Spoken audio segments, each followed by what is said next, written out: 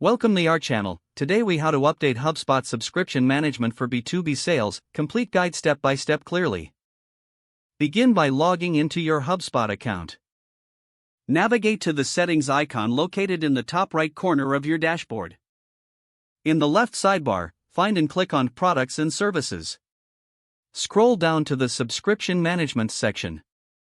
Click on Edit to modify your current subscription settings. Review your existing subscriptions and identify any that need updating. To add a new subscription option, click on Add Subscription.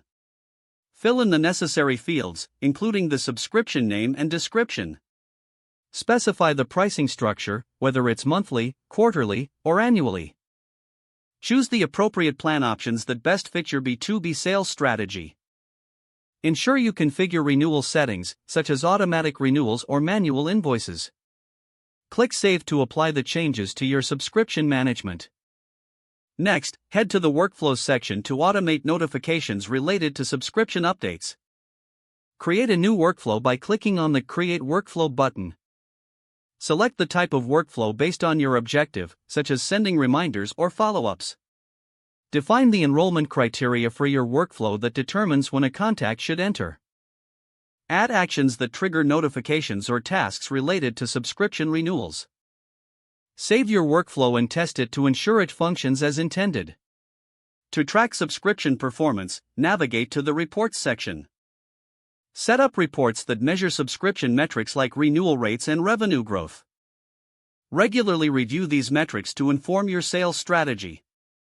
Lastly, communicate these updates to your sales team.